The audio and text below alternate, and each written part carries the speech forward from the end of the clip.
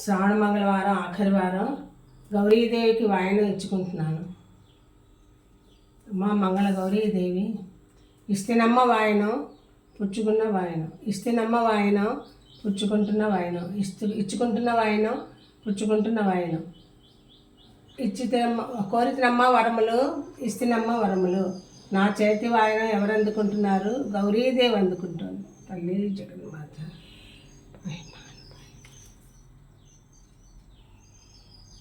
మా మంగళ గౌరీదేవి ఆశీర్వదించు తల్లి. పాపంతో 10 కాలాలు పచ్చని సౌభాగ్యవతిగా దీవించమ్మ మంగళ గౌరీదేవి.